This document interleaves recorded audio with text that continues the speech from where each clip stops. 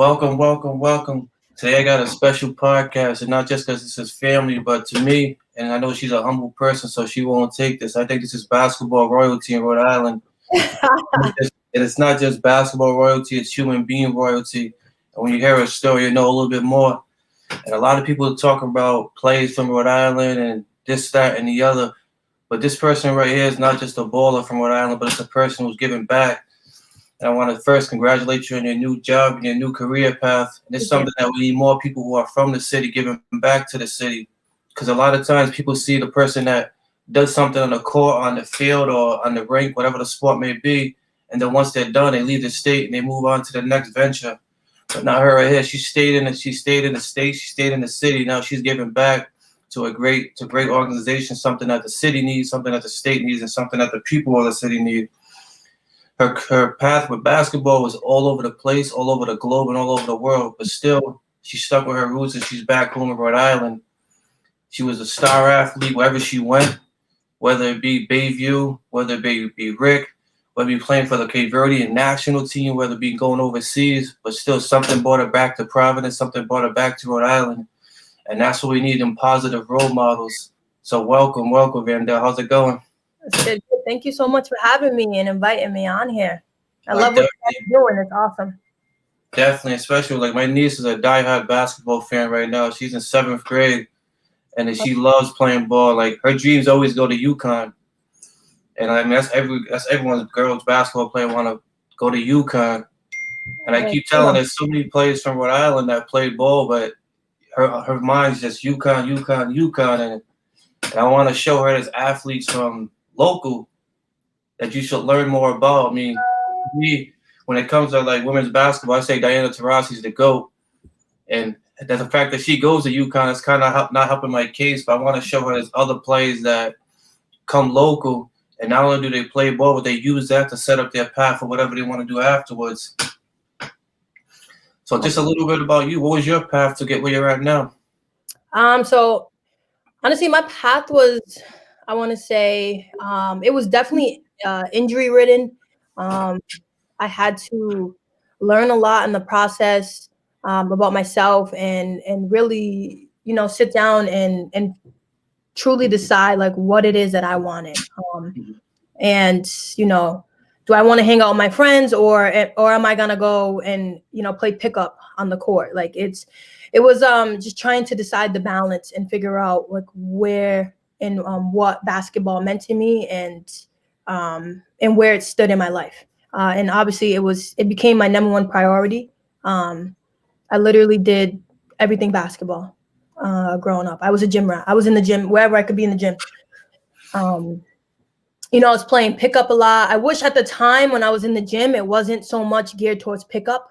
It was geared towards developing me skill-wise and just, honing those skills. But, now it's all about the training, getting in with the trainer one-on-one, like strength and conditioning, which I think is huge for these young athletes now.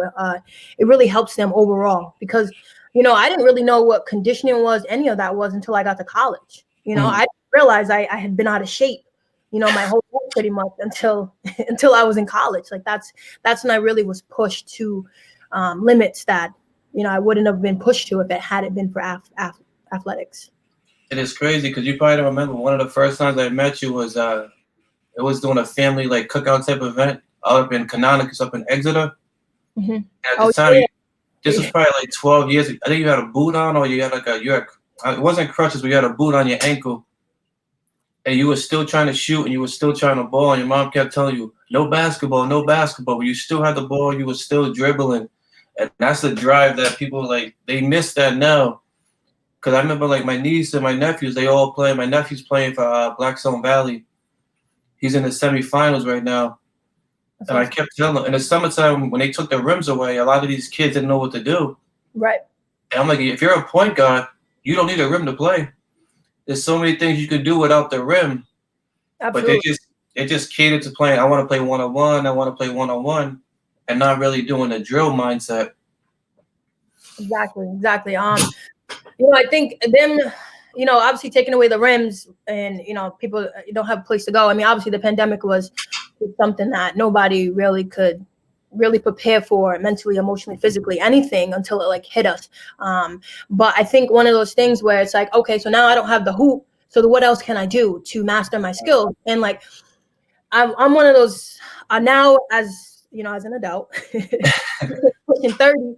When I look at players and I look at player development, I'm looking at the full picture. Like, for the longest time, I'm only about 5'7", 5'8". I'll say I'm 5'11", but I'm really not. Yeah, that. They had me as a center on a lot of my teams, and I wasn't developing my guard skills. I wasn't developing my ball handling. My shot could have been a lot better. So, and that's one of those things I preach now, is like develop the kids all the way around in every aspect. Like let them have dribbling in their toolbox, shooting in their toolbox, a little back to the basket, like just so it's like a complete game that makes you so versatile. So it's important. It's for player development. So I think in those moments, like, yeah, there's no hoops, can't do anything, but there's other ways to like sharpen your skills and like get you stronger, faster, and just really developing you all around. And it's funny you say that, because I was actually watching one of your mixtapes you have on YouTube, just to like learn a little bit more about your story. And one thing I loved about it, there was one when you was playing for the Cape Verde national team, and for a good 45 seconds in the video, you didn't have the ball at all, but it was all your highlights of deep switching, coming off screens and like getting around screens, and you had to stay on one on fast break. A lot of these kids, that mixtape is all driving to the basket. They don't show the defensive side. They don't show the full game, because everyone wants to be like that highlight reel, but they don't want to do the key things. And I know, like, after, you're playing, you went into coaching. How hard was that to adjust and teaching that mindset from as a player to going into coaching? Yeah. So I thought it was going to be a more difficult transition for me because, ball is life, and I just had got done playing. I was still like unsure of what I wanted to do next. And then when the coaching opportunity came about, I was super grateful for it because, it taught me a lot. And it, helped me realize how much I do enjoy working with, youth and just young adults. They're super fun to be around. And just going back to the transition factor of it all, it was honestly easier to like help them. And I, as a player, I just have to say this, I hated film. Like I thought film was boring. I just hated it. But as a coach, film was my favorite thing to do. I loved breaking down the film. I loved studying the game. So it was such a good experience for me, I think, overall. And it helped me, see basketball from a different aspect. Mm-hmm. And it's crazy because like I'm coaching at LaSalle now, and awesome. I went to Bayview. Exactly. We don't get along with LaSalle. Not that we don't get along, but the rivalry. But I'm happy that you're there coaching. You you guys had some battles forever between you guys when I was there. It was either you or LaSalle every year, and then I thought it was South Kingston or North Kingston was right around the same. Yeah, South Kingstown had like a run for a little bit. They had a couple good players. An overall good team, but they had two strong players, really good players. But like coaching now, and I haven't played. I graduated in 2002, and I'm still back there. And these kids want to test me. They're like, Coach, can you cover me? Can you cover me? And I'm like, I give you 1 or 2 routes, and that's about it. So you fresh off playing, did anybody challenge you or test you? Of course. And there's times when you, as a coach, sometimes you want to get out there and you want to just show them like little things that, it doesn't really necessarily translate if you're just, talking to them about it. Or a lot of people are visual learners. They need to like see it and know what you're talking about as far as positioning. So getting in there was, it was fun. There were times where I didn't really always want to, because I didn't always know how to turn off my competitive edge. Yeah. I'm such a competitor that every time I got on the court, like I needed to compete to my highest level. And obviously I wasn't in any physical condition to be running with these college athletes who are training all year long. Yeah. And I'm like, I'm gonna injure myself. Like I literally I couldn't always do it, but I loved doing like breakdowns. So we would take like some take the guard, some take the post players, and just working on like play development and just breaking it down. going over moves and stuff like that. That was fun for me to get in there because then it's easy to like, get a pad and like push them around and Oh yeah. yeah. So that was fun. Especially with football now, we're doing routes and the kid goes to catch the ball. I want to slap his hand down, and next thing you know, Oh, I'm like, he gets hurt and I can't. right. Yeah. So be mindful of that and just. But how did it feel coaching a team that you used to play for? So I mean, because I had transferred from Rick, Hmm. there was a lot of I don't want to say unresolved feelings there from my time there because my time there was good. I do not think Rick was the right fit for me as far as like school wise. It didn't give me what I was looking for out of Yeah. a school. I mean, basketball wise, it was fine. Um, really successful there, which I'm super grateful for that start because it allowed me to really push myself and see exactly what I was capable of. Um, but it was, I mean, I think it was good to go back because I didn't leave on like any sour note, I would say, but it definitely was a little bitter for people around there because I was such a big piece to the basketball program. So, Big um, piece. All decade teams. That's just a little bit of a big piece. yeah, it's like a little impact that I had there, which, Mhm. obviously just, I learned so many lessons as a player, as a person, and just personal growth. But so I think it was full circle for me to go back, full circle to complete those few years that I was there coaching. It brought it back full circle. And it was definitely, it was nice. It was nice. It had a lot of, when I transferred out of Rick, I started to put a lot of things that happened at Rick just like out of sight. Like I just completely, not that I erased it, but it was like, okay, I'm just going to leave it at Rick and like, that's where it'll stay. So there were some things in the way it ended from like a coaching standpoint and things that happened to me that I was a little bit like, wow, I can't believe like, you spend all your time trusting somebody and then they just, the way it transpired, it was kind of like, all right, forget about it. Mhm. But when I got back there and actually was physically on that campus and got like reacclimated, it was nice to see, and nice to reminisce about, wow, like there were like a lot of good memories here. Now you want to use the good and the bad to develop, or you try to forget the bad and just focus on the good. So I'm all about, lessons and growth. So my biggest thing is growth, and I always want to continue to grow, Yeah. and improve in any aspect, whether it's big, small, medium, whatever the case may be. So I definitely use it as a lot. It was a lot of teachable moments, Mhm. and just maturing as a young adult. Um, you know, there were I shied away from, especially when I was, going through a tough phase in my life with school and life. I was It was like I was putting like a lot of challenges on my coaches back then and like just seeing and testing a lot of limits and and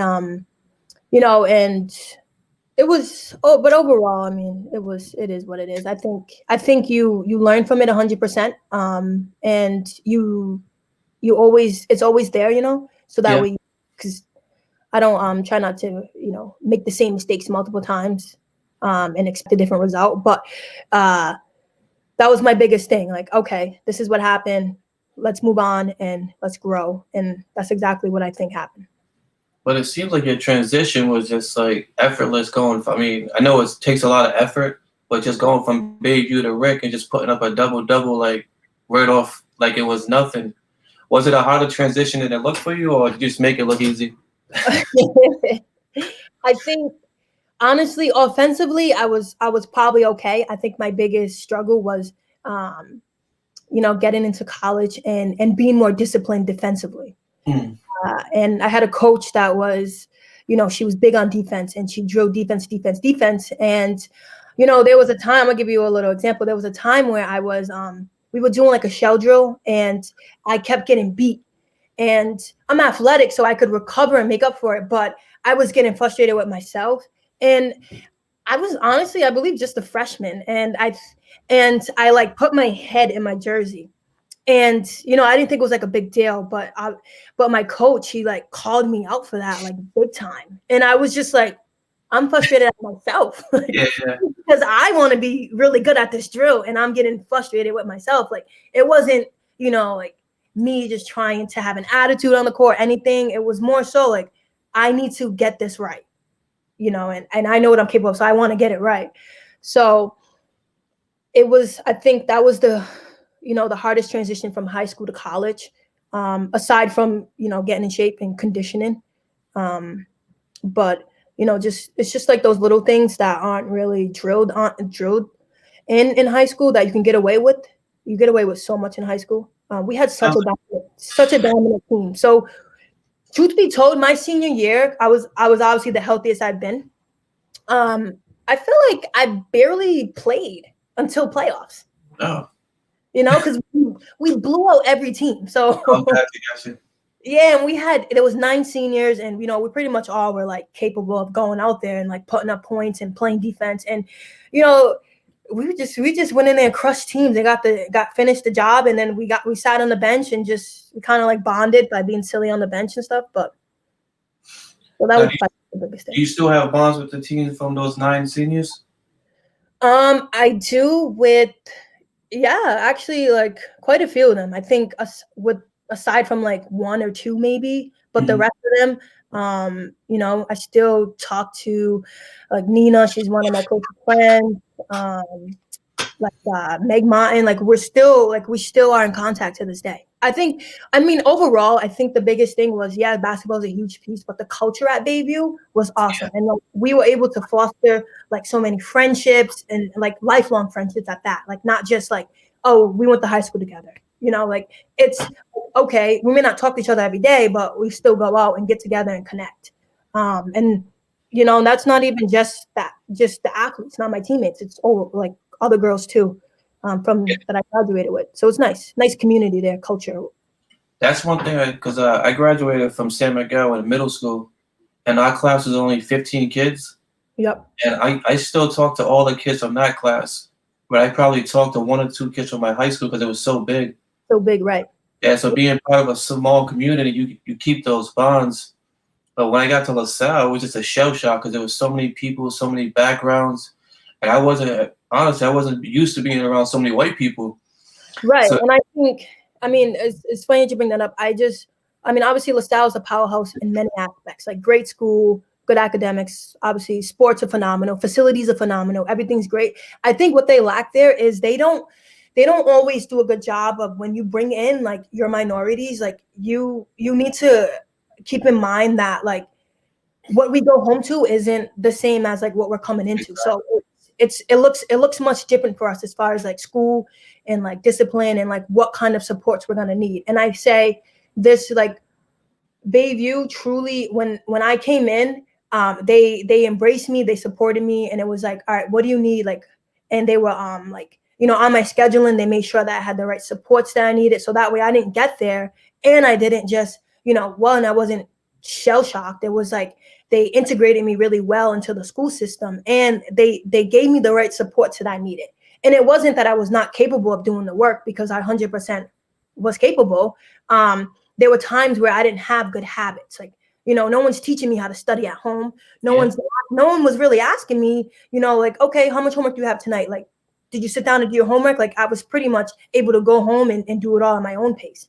And so whereas that sometimes doesn't translate in the classroom as well, when there's like structure and like discipline, it's hard for some people to really switch worlds, in and out, and like it's just such a difference. And unfortunately, they've seen like really good players leave their school because I think they don't offer them enough supports once they're in there. Now, for you growing up, is that something at Bayview that was like helped you in your success going forward? Oh, absolutely. I'm still very close with the associate principal, Miss Pate, the former athletic director, Miss Neal. Still very close to them. One of my favorite people of all time. She's a psychology teacher there. I love her to death. And those relationships are super important. They from day one they built trust with me. I was able to trust them, and it fostered such a good relationship that now that I'm almost like 30 and I'm almost 10 years removed from high school, like I'm still in contact with these people because, you know, that's how much of an impact they left on me. And overall, and plus my coach, my Doug Haynes, like he was definitely like a father figure to me. You know, gave me rides, you know, made sure he got me food after practice, picked me up before games, whatever I needed. They literally came together and just were super supportive of me. And I think they are a huge piece as to like who I am today. Yeah. They really helped me out, probably beyond they could even like realize. They truly did. It's crazy. It's like I still go back to my middle school and I still talk to the kids there. And Mhm. just they need someone they can relate to because a lot of times it's like once you're gone, you just forget about where you came from. And like you talk about like reaching out and taking out. A lot of times kids from the inner city, they have too much pride to get Right. help, too much pride. So where does that like humbleness from you come from? 'Cause I hear like the way you talk and it's like I could throw your stats out all day long and you'll just be like, I could have did more. I could But where's 100%. Yeah. where does that humble mentality come from? So I think for me, so transitioning into high school at the time, I was coming from St. Patrick's Middle School, Oh, okay. small private school, like similar to San Miguel. And I, you know, I had my ups and downs there. I just was misbehaving in the classroom, you know, and just not really listening all the time. And, you know, Bayview, they had a meeting with myself and my mom and like the associate principal, the principal, like we all were in a room. And obviously you take a test to get into Bayview. Yeah. And they had my report card and they're like, your grades are good, like they're fine. We're not concerned about your grades. It's the conduct, you Mhm. know, like the conduct reports about me misbehaving in classes and just, you know, being a class clown. Essentially, Yeah. that's what I was, being a class clown. And like, you know, they highlighted that to me and they told me they want me to be successful here when I come here. And, you know, they let me know that that kind of behavior isn't going to fly by in the classrooms. So, you know, I still had a lot to learn going in as far as like, you know, not being the class clown and joking around and, you know, be serious when it's time to be serious and have fun when it's Yeah. time to have fun. Get your stuff done. But I think, you know, that meeting to me was like an eye opener. Nobody ever like sat me down and like really like did that for me, you know? And I was like, wow, these people must really care about me. I'm like, they barely know me, but they like literally sat down and they're like already teaching me all these lessons. And then like the biggest challenge and hurdles was my knee surgeries.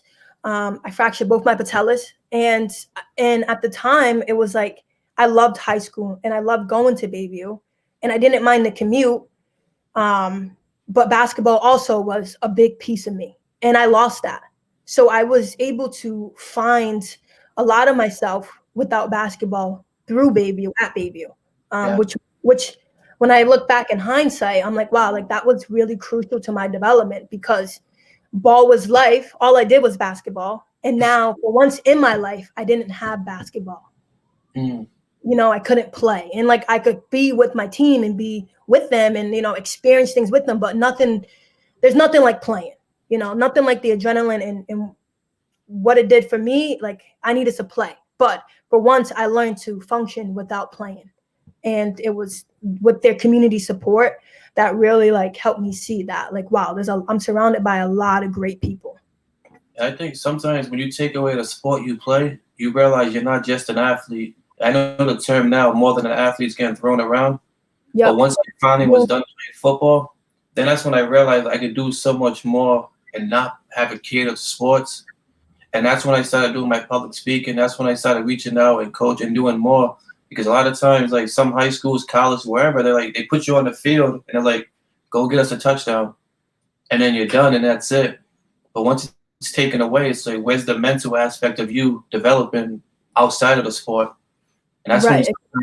you find yourself. And that's what you really need, especially in high school. Exactly. And I think accountability is important. Yeah.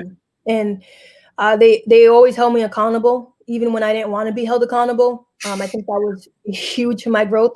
And when I just think of a lot of moments and like big moments in high school, like they all like had huge influences like on those moments. And I mean, it's no diss to my family or anything, but at home, like I didn't really have discipline. You know, I wasn't like running the streets or doing anything bad that my mother had to watch me closely. Mhm. But like that's also a disconnect. So I'm going to a school where there's a lot of structure, discipline, and it's a different world for me. But when I go home, it's different in the sense like I could pretty much do, what I wanted within limits, obviously nothing like reckless. And there was no accountability at home. Yeah. And I believe that, me being held accountable for a lot of things helped me, and it helped in my development. I remember when I was playing in high school, like my brother, he was in gangs and he was running around, and the Providence police actually put together a gang football league where Wow. gangs got together and they played football and the cops were the refs just to get out and have something positive. And I actually played for LaSalle at 12:30, finished my game, and I went and played at the gang football league at 5. And then my picture got in the paper, and I got suspended for doing it. Really? Because they said it made the school look bad. Okay. Gotcha. And it made the school look bad. Well, see, in my opinion, that's kind of ridiculous. But it is, obviously it happened. But I think that is like the community policing that the community needs, though. Exactly. That's huge for our environments. Like if I was in high school, it didn't matter. I was always like with my friends playing basketball, doing something. So I wasn't really like in Chad Brown anymore. But when I was younger, there's 2 cops that I remember. And one is Max, and I hope he's resting in peace, Max. And then there was another guy, Max's partner, who I forget his name. They always were interacting with us in the community. Like they would always stop their car, say hi, maybe flash some lights for us. And to me, like I never looked at police as the bad guy until much later on. A little bit, not so much the bad guy, but all the stuff that was happening. It was like, kind of turned my stomach. But like that's important to youth, and I think they missed the message there because they're so worried about their own image. Just like nobody wants, to see the front page of like an athlete from LaSalle, like playing in a gang league because of gang ties, or whatever that comes with the association and the judgments that come with it. And for me, that's like an issue with like society, is all the labeling and judgments that come with a lot of things. And it's crazy because just like hearing you talk, I knew a little about your basketball story and seeing your job now, and you could explain it more, but your profession now, what was it that led you to doing what you're doing now? So like I said, as soon as I left Spain early to come back and coach at Rick, and working with the kids there and the youth there was a lot of fun for me. You got to have fun. You learn the lingo. Like it was like really fun. So then I transitioned to as a residential counselor at St. Mary's Home for Children up the street from Rick. And I was a TA there in the classroom with the kids, and just being able to be in that kind of environment with kids that are struggling with various types of traumas. Like these poor kids, and I seen a lot of similarities in myself and these kids. And when the opportunity came up to take the civil service exam for a child protective investigator position, I thought it would be a perfect job for me because I can merge like what it is I wanted to do. I went to school for criminology with a concentration in law enforcement. And when I was in college, especially right before I graduated, was when police brutality was like highlighted on all the media, and it was just everywhere. So it definitely deterred me from wanting to be a police officer. And then, which it was fine though. But when I saw the job title and what it entailed, I'm like, wow, this is a perfect bridge for me because I get to go in and like help families while working with kids, while also, it's very similar to doing some investigative work that like detectives do or whatever. And I thought it would be perfect blend. So far, I like it a lot. I know CPS doesn't have a good reputation with a lot of people, and DCYF gets a bad rep. But overall, I like where they're heading, and they made a lot of changes. And I just hope that people will see it one day, what they're really trying to do for families to better them. It's crazy because like watching your highlights, because when I heard you was coming on, I was honored to have you on because I wanted to give you your roses because players like you, sometimes they get forgotten. Because I was watching about your sophomore year when you went play at a tournament, You took 6 shots, but you still finished with 15 points. It was all from the free throw line. And one thing I always laugh is when they call it the charity stripe, because there's nothing charity about it. You still got to hit the shot. But Yeah, like exactly. you would do all the things that nobody really talked about, but then at the end of the game, you got 18, 15, and 4. And that's like those unspoken things. And now with your profession now, like DCYF, there's so much stuff behind the scenes that they do. Mm-hmm. But when something negative happens, then it's brought to light. But when Right. all the other positive things happen, they're never talked about. So you like when that happens, like how do you like stay doing something positive with a smile, knowing that not that you need it, but you're not getting the recognition that you deserve? Yeah, I mean, I think, it's like one of those it's like lows. It's gonna come, highs and lows come with anything you do. In high school, there was times when my coach, he pulled me aside right before senior year state playoffs, and I'll never forget this conversation. He said that they were doubting me, like my name's not even in talks for receiving some awards, like all conference awards. Like they were pretty much like pushing me to the side, and I know I had missed quite a bit of high school basketball due to injuries, but he was like, you're not even being considered. And I mean, I don't know if he used it as motivation, but I believe him when he said it. And I think, and that's like that in itself, like hearing that like pushed me. And I had a good playoff run, like a really good playoff run in high school. And it's just like those little things where it pushes me. And like now I see my new coworkers who I'm still getting familiar with. I see them and how they handle things with grace, and it's just class and just respect. And you go through extensive trainings, but like the most important things that they're still people, and they're still treated like people regardless of the situation around them.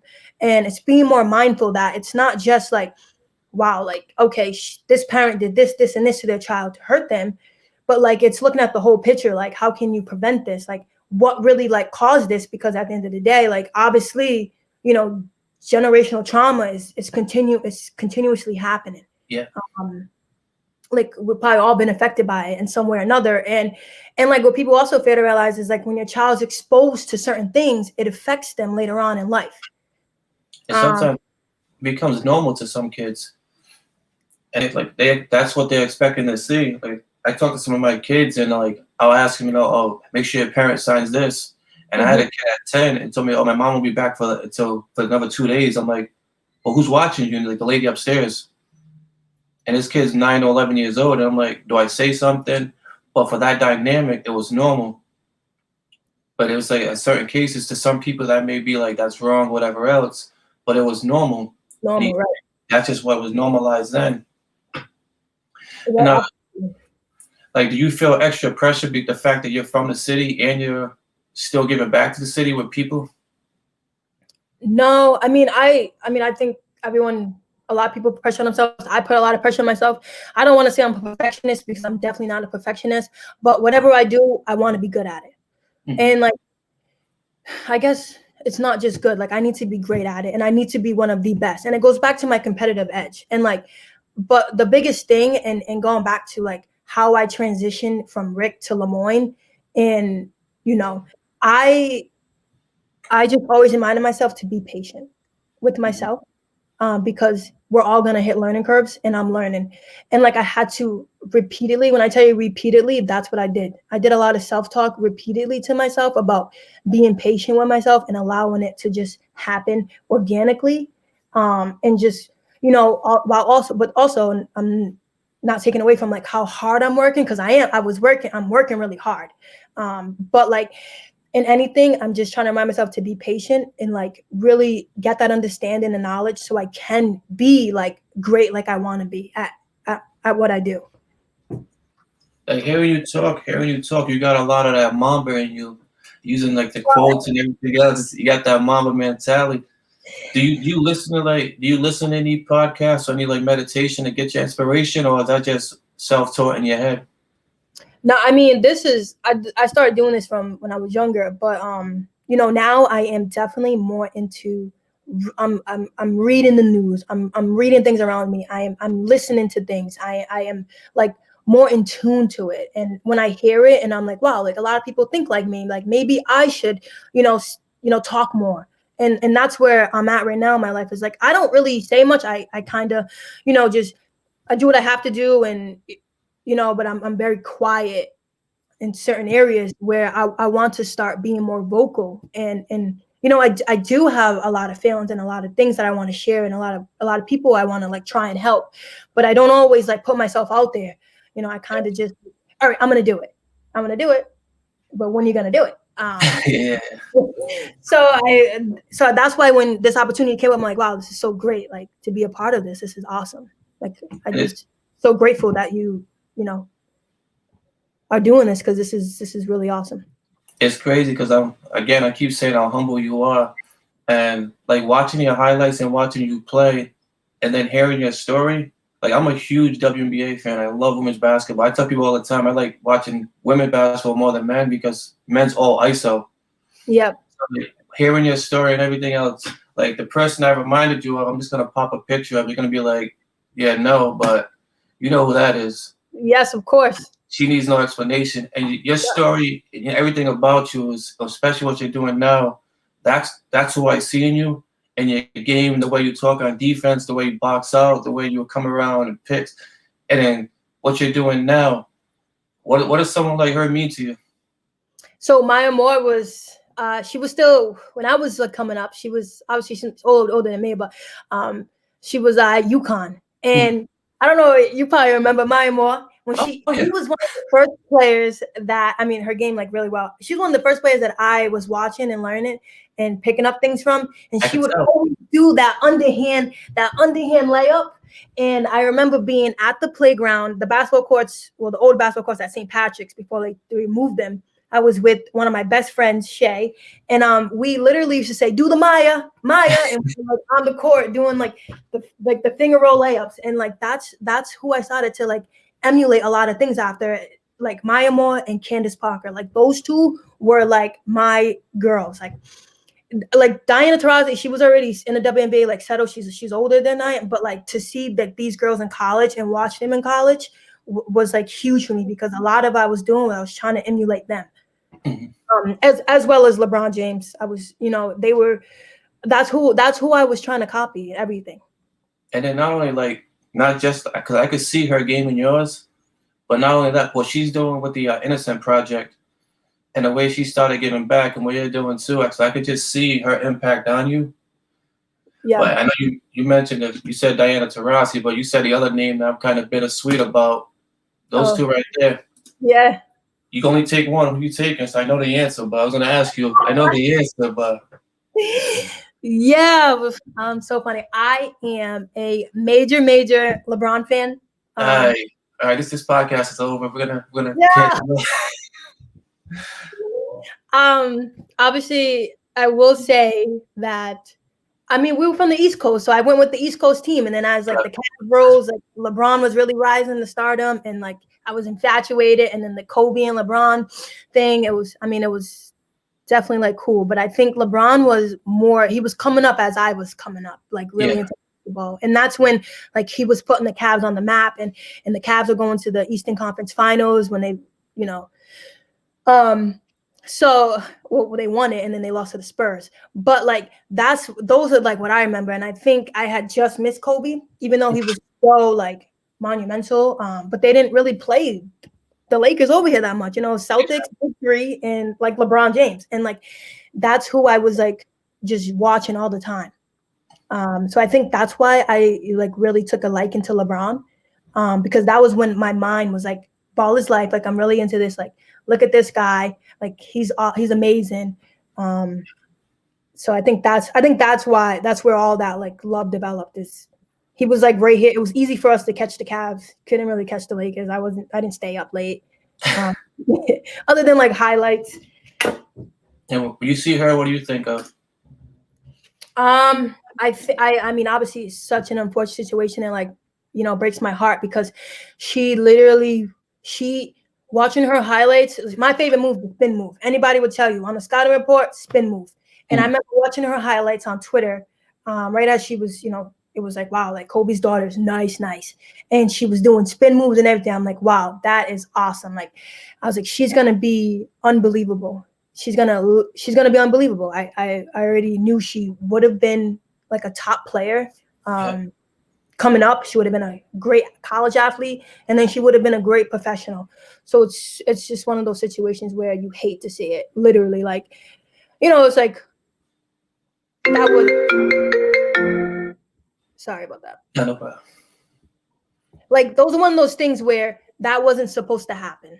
Yeah, and it's crazy. So like in her case, there's so many. One thing that's hard with coaching the young kids is you have so many parents that want to, like, we call them hovering parents. So they want to coach from the sideline and tell you my daughter could do this, my son could do that, but then they don't have that drive. Right. And it was something with her that it wasn't forced. She loved the game.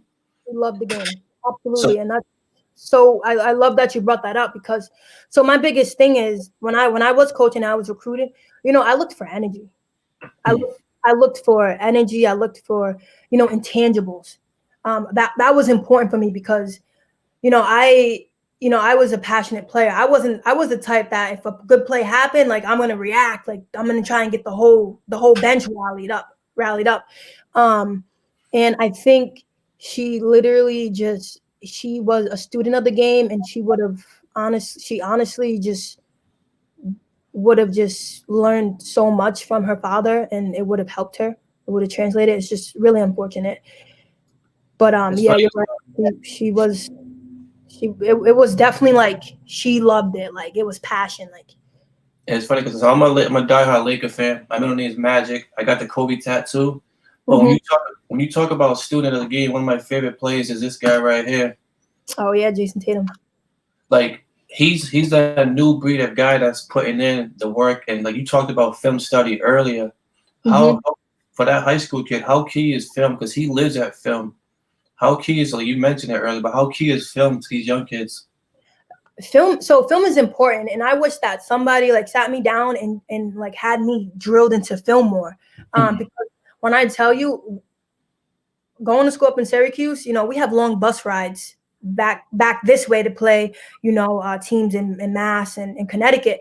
So my assistant coach would be on the bus with me, and we're going over highlight films. And like, to me, that's when I was able to take what they really were saying and translate it to my game, to make those changes. Because a lot of us, let's be honest, like, we're visual people. Like, if you can visually see, all right, here's where I should have cut, or I should have like spaced out more, because on the court, your mind's going at like a million miles per second. And like, you have to like literally slow the game down in your mind. But there's a lot of things that you can't control, but you can control. And you're factoring so many different things. So I think film helps you see that and a breakdown perspective. And then you're able to really like see it, absorb it, and then take it and then learn from it.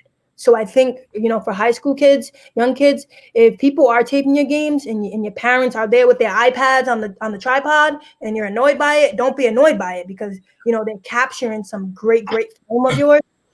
And also it helps you. Like, it's going to help you develop as a player. Like, I know, like, right now, a lot of the parents and the kids are upset because they can't go to the games.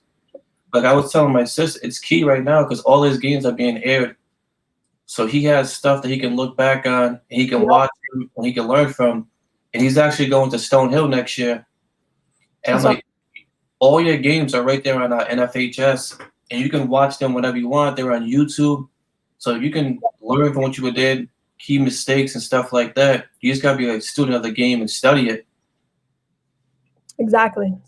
Literally, exactly. A lot of those professionals, I know when, your job solely to play basketball or football, whatever sport it is, like, you're doing a lot of like film. You're doing a lot of film prep. You're prepping for the teams in ways that like you wouldn't be if it was just something for like fun or, or like high school or like college. You're like you're really prepping. And I think one of the biggest things is I take a lot when I see LeBron and I see how he is, like, he's always like a student of the game, and I feel like he can run so many different teams right now as a head coach, just because he's so knowledgeable, and he does do a lot of film, and he's like really, he just dives right in and really studies every aspect of the game, even down to like his players that he's defending and other players on the team that can hurt them. Because, as right before a game, when I got tested on the scouting report, all I really truly had to know for me, and this is my little,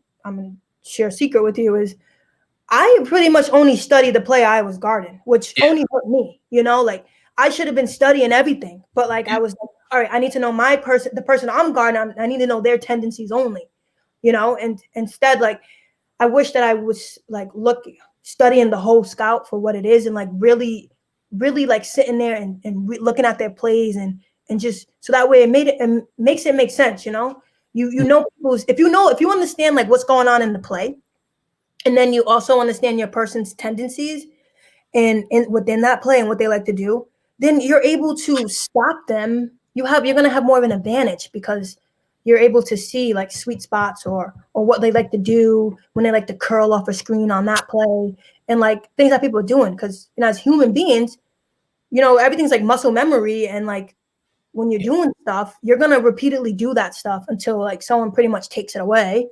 Mm-hmm. If that's even if they can. So I think that film is crucial, and like you said, like that's super. It's like one of those things where you can't really go, and it's kind of frustrating because nothing like being present and watching a game. But now like you have all this like film out there, whereas like it would be hard for me to find a high school game for myself, like Yeah. with you, but like it's We had VHSs back then. right. So for these kids, they're gonna have easy access to film. And I know, like, especially you talking about it, like Rondo. Rondo's another one that he's so undervalued. What Rondo was doing was all the key things that, like, Rondo would get a triple double without scoring because he would do all the other things that were important. Right. He was so. I read Ray Allen's book, and Ray Allen was talking about Rondo for a little bit. He said like at times like the team will get like a little frustrated with Rondo because he was trying to like get the assist rather than like score when he should have just been scoring because it was open, like, and he's trying to make that extra pass just to get that assist. Which, obviously like he's one of those guys where he's gonna get the right men involved and really impact the game without scoring, which is, some people lose sight of that. There's a way to make an impact without scoring 20 points. It's the next person I'm asking you for a different reason. It's the exact opposite of what we just said, but this guy. Oh yeah. I bring him up for the mental health aspect. I was gonna say mental health. Yep. Mm-hmm. Yep. And a lot of times I feel like he says stuff that's out there, but he's misunderstood. And especially at a time right now, like, what's your thoughts on mental health with the young kids in sports? Yep. So so it translates back to my job. Working at St. Mary's, I learned so much about mental health. The kids are all struggling with all different types of things, and not even, they were teaching me things about myself. And like, while I was trying to teach them, I was like, wow, like I can apply that to myself, like coping skills or like just things to like cool down before you're reacting and responding, those things. And I thought that they were all pretty brutal on Kyrie when he took that little bit of a hiatus, especially Stephen A. He was telling him he should retire from basketball. I mean, obviously it's all sports talk, what gets attention, and it's the media. But however, I just thought that they should be more mindful of what everyone's going through. And like, unfortunately, like you and I can go through what we want to go through in private without everyone watching us or lights and cameras on us. But however, it looks much different for someone like him because he is such a key player to that team. And, he's a key player to the NBA overall. Like he's Kyrie Irving, like kids want to be like him, handles and everything. And I think it's positive that he's utilizing his platform for mental health and it's not like something that isn't discussed anymore. Like Kevin Love started talking about his mental health, and he wrote on Players Tribute. And like that sparked so many other people to really start, coming out about mental health and the stigmas, especially with men and male athletes at that. And, and going back to like what I said, the labels thing and what it means to be a man and all this other stuff, like that should honestly just be like washed away. But it's so embedded into the culture and every aspect that people can't escape it. It's funny because I work 30 shifts. I listen to a lot of podcasts, and I was listening to I Am Athlete, and it's a great podcast. I was actually talking about it last night because they were talking about Vincent Jackson, who just passed away, and there's possible suicide. Played in the NFL 14 years, Mhm. and On Florida, yep. Okay. one of the guys started crying, and Chad Ochocinco was saying that he was told at a young age that men don't cry, and so many times kids at that age they carry that through, where you can't cry because it shows signs of weakness, which I Mhm. think is the exact opposite of what you need to be teaching these kids. Like, let the emotion out, let the feeling out. Let it out, like it's okay. And you know, and there was a time with a coworker, there was a one of the young kids, little boy, he was like screaming in the classroom, and she's like, you're screaming like a girl. And I literally like had to say something to her, and I'm like, why are you telling him he's screaming like a girl? Like, if he wants to scream it, so he needs to like get it out. Like, he shouldn't scream like when he's screaming, you know, it's disruptive. However, like, it should never be you're screaming like a girl. Yeah. You know, or any of that stuff. And even now, sometimes I catch myself doing things that are, you know, like, I'm like, oh my God, like, wow, like, I'm just saying that's just for women, when I, you know, just be more inclusive and mindful, like that, you know, we shouldn't, especially someone who's so young, like, he's a young kid, you can catch him now. And you start, you know, building that into his mind. So it's, you know, it's one of those things where it's so embedded. I don't know, like, what, obviously I love this new generation coming up, like your son's generation. I love what they're being exposed to, and everything they're learning, because nobody talked to me about mental health, you know, and I didn't realize that I probably have anxiety like all my life. Like, I had no idea. And like, and the biggest medicine for me was sports, because I didn't know that it was anxiety. You know, I just would play sports and I felt better. I got my energy out. It made me feel better. But like, these conversations, they didn't happen with me. It didn't happen with you. Like, they didn't happen with a lot of people around my age. And like, one of the biggest things now is like, I can talk about mental health. Like, my father, he committed suicide. And he mental health, and you know, like those kind of things. So when I really started learning more about mental health, I dove right in, and I was like, wow, I want to learn so much more about everything, because you know, it's not discussed enough. And now it is, which I'm happy about. Now, when you say basketball was like a cure for you and a medicine for you, or sports in general, do you think sometimes it could be too much for somebody? Yes, I think sometimes we are our own worst enemies. I think at times when I felt I was gonna explode was because of my own pressure and my own, like, you know, as an athlete, like, it's easy to get down on yourself and be negative in your mindset, like when you make a mistake. And there were times where I was positive with myself, but there's a lot of times where I was negative. And my coach at Lemoyne, Gina Costelli, she signed the whole team up for like this program. And it was, I forget the exact name of it. However, it was to teach us ways to be more positive with ourselves, like in our mind, to have positive self-talk. And you know, it was like little things, like finding a word, like an escape word that would just like kind of relax your mind, bring you back, and one of those things. And I'm gonna be real with you, I didn't take it serious. I thought at the time that I was really positive with myself and I was really good.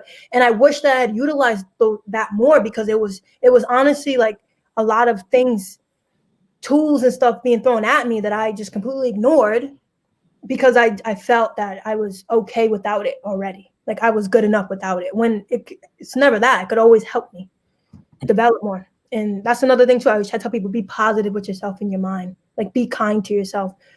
I can't tell you how many times where someone gets something wrong, they're like, oh, I'm so stupid. Like don't say it's a joke or you don't mean it, because obviously there's a truth to every joke.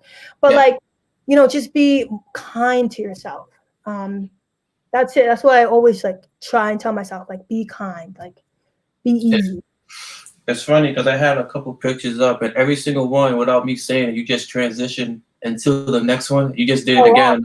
Wow. Until you did it again with the last picture, but it was about pressure. The pressure, like, for these young kids coming up, and this guy here, the pressure that's on his shoulders, and especially now with social media, I hear so many times people are like, "Oh, why did he waste the pick on him? He's supposed to be from this. The only reason why he's on PC is because he's from the city." The pressure that he gets, he's not even 20 years old, and everyone was saying he's a savior for the city. He's the savior. He's the savior. Pressure for a young kid. What do you tell him when it comes to pressure, like being recruited, coming out of, say, Providence, and a local team looks at you? How do you deal with that pressure? So I think obviously, being a hometown kid, playing for your hometown on such a big stage like the Big East is, like a big honor already. I think when I think about pressure and, wanting to do great things, I just would say my advice would always be first thing first, like be patient with yourself. I think obviously everyone could sit here and say they follow David Duke from the start of his career to now, where he's doing absolutely phenomenal, and you can see his tremendous growth. In the beginning, it was like people were probably like, okay, like maybe he went too high. I don't know what people were thinking of him, because I didn't have those conversations with a lot of my friends, but it's those things where people truly got to see him evolve and see how he managed that pressure, because I'm sure there were times where he felt like he was letting everybody down when he wasn't going out there and dropping like 20 points or hitting milestones, like scoring his 1,000 point. And it's just like, I think when you're from the city and you're playing for a city, you're going to have the magnitude's going to be far greater than if he had went away. So I just commend him because he stuck with it, and I think he put a lot of time in behind closed doors that nobody's watching. Like everyone could sit there and critique him about every game he's playing, but nobody really knows what he's doing behind closed doors, and except for like obviously himself and the people close to him. But I think now everyone knows the work he put in behind closed doors because of how he's doing his senior year. And it's crazy because I think a lot of the pressure too is because he was following Chris Dunn, he was following Cartwright, he was following Cotton. So all these point guards came up, and he was just the next point guard in line. And I think what helped him big was he learned from God Shamgard, and God Shamgard was a huge influence. So if you had to say, who's your top 3 influences coming up for you personally? My top, is it celebrities or whoever you say inspired you the most? I would have to say, honestly, my father, his situation, he was a really talented basketball player. I think he was like at the forefront of it all. He truly inspired me. I would say definitely Candace Parker.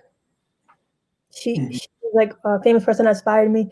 And then a lot of it too, I would say definitely LeBron. He inspired me. I dubbed myself with the nickname LeBronica. But that was just a joke on my team. But yeah, it was just they literally, well, mainly my father. I want to say like he pushed me the most. But when I saw what Candace Parker was doing straight from college into the WNBA, like I wanted that all. Like I literally had it mapped out because I graduated 8th grade in 2008, high school in 2012, and obviously those were like the same years the Olympics were happening. So I was calculating down like when I graduated college this year, I could be eligible because it'll be an Olympic year. I can possibly play in the Olympics, and it was just like that drove me. Man, you mentioned, I don't want to, before we go, I don't want to just forget about it. It just slipped my mind till you said that. Cape Verde national team. Oh yes. What? I mean, people don't understand. Like when I was in the military, I'm traveling around. I say Cape Verde. They're like, "What is Cape Verde?" Right, exactly. In Rhode Island, Cape Verde is probably the secondary language. What was that like playing for the national team? That was a huge honor. A huge honor. I got to learn the culture. I got to see the world. Like I've been to freaking Mozambique, which I never even thought I would ever get there. It wasn't on the list. It was honestly such a humbling experience as well. I also got in the best shape of my life. I got to learn what it's like to be like a professional athlete because they flew us there, and this is my first long flight ever, 6.5 hours. Right, we got off the plane, they fed us breakfast and sent us to the gym to play, and it was a 3-hour practice. 3-hour practice. Only sleep I got was on the flight, and and I look a hot mess, and I'm just tired, and I'm out there on the court, and it really taught me a lot. I learned a lot about my body. just getting it right. And that's why, truth be told, honestly, what fueled my sophomore season before I left Rick was the work I did on the Cape Verdean national team. Yes, we're almost going to wrap up. So we got some rapid fire questions for you. So I ask quick questions. First thing that comes to mind, the first one, my son, big Fortnite guy. So you jump out of an airplane with a parachute, you land, you got to survive for 1 week. It's you and 5 people. Who you taking? I'm taking my girlfriend. I'm taking my dog. I'm going to take my friend Sam, Pat, and probably wow, who else do I take? That's it. I'm gonna take that's it. Oh, my friend Shay, probably. That's it. You after it's over, you get back, you have your go-to meal. What are you having? Go-to meal. I would have to say a Donnie Brasco from Big Tony's. Nice. Now are you at home right now? Yeah, I'm at home. You got a lot of Rhode Island behind you. You must love. I'm seeing the pictures in the background. I'm like, that's all Rhode Island. Oh yeah, I love these. I love to pay homage to Providence. Like, sorry, my guest room's a little messy, but No, yeah, all right. Yeah, I love waffles, coffee milk. Obviously, a huge piece of Rhode Island. Every Monday during the summertime, buy one get one. Oh, there's still buy one get one till I think Sunday through Thursday. Buy one get one, half off. I know the answer for 2 of these, but you got an all-woman starting 5. Who you taking? Oh. All right, I'm gonna take myself. Obviously, I'll take Maya Moore. I also love Alana Beard. She's a lefty like me. I'm gonna take Candace Parker, and then I'm gonna do Cheryl Miller. She's a beast. Throwback, okay. And NBA all-time starting 5. I got obviously my main man LeBron, Kobe, Jordan, KD, and then I'll throw Anthony Davis on there too. Okay. And then now, do you play 2K at all? I do not.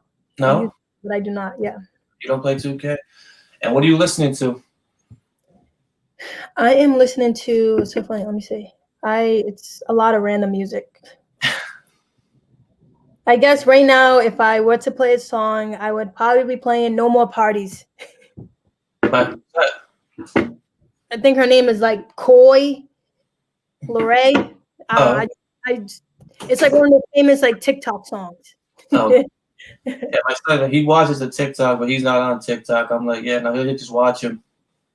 All right, if you're coaching any play you want, you got 2 seconds on the clock. Who's shooting the ball?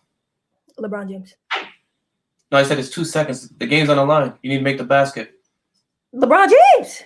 Like I said, he's gonna pass the ball off. No, he's not. Stop playing with me, because I'm gonna tell him to take the shot, and he's gonna take the shot. He's gonna make the best play for the team. Pass it to Alex Caruso is the best play. Come on, why you so hard on my guy? You're a Lakers fan. I'm a Lakers fan, not a LeBron fan. Oh, come on, he does everything. Now I know you say you played a little center, but you play a little point guard too. What do you say your natural position is? Oh, I'm definitely like a 3 guy. 3? Absolutely. That's when I had the most success. I think when I went to Lemoyne, I was able to be a guard. Mm-hmm. That's when I felt truly I was really at my right position. And then finally, before I go, I just want to say again, the reason why I had you on is because I want to give you your roses. And again, because there's so many times, there's so many heroes around us, so many role models around us, the young people don't get to see it. I mean, I could say it better, but the way you speak is so fluent, and that's what the people need to see, and especially with so many young basketball players playing on the different circuits. They don't get to see what inspiration is like. So what do you leave with that young basketball player, that young person in general who's chasing their dreams, and they face adversity, whether it be injury, whether it be life in general? What do you leave them with? So I think the biggest thing is, don't get caught up in the hype, like the Division I hype. Don't get caught up in any of that. Mm-hmm. Continue working at your game, perfecting your craft, and and when you are assessing, these teams that want you, make sure they have your best interest, and also make sure you're gonna go to a place where you can make an impact. At the end of the day, when your career is all said and done, Everyone wants to have made an impact in some way or another. And don't just go out there chasing something because it's Division I. Like, go out there and do what's best for you, and make it happen. And I definitely appreciate it. And sometimes when you have people like you are so humble, you say like, do what's best for you, but people like you are doing what's best for the community. And that's what I want to bring light to, because nothing you do, I don't seem like is about you. It's always about helping the person next to you and giving back. And we need more people like that. People are willing to scrap and get on the boards, and people willing to go work in child services now. It's all about giving back and having that mindset that the better you are, is the better the way the world's going to be around you. And that's why I salute you, and I want to appreciate you coming on. No, again, I truly appreciate you having me on. I love what you guys are doing. Like I said before, I think it's awesome. I can't wait to have like a little mini me around too, and just drag them along and expose them to different things such as this. Like, this is awesome. Definitely. Again, I appreciate it, and stay safe out there. This wind's crazy. Yes, you too. I know. Yeah. Someone called Rhode Island, Chicago on my Facebook, and I was laughing. Chicago, Rhode Island. Yes, sir. Have a good one. All right, take care. Thank you so much. No problem.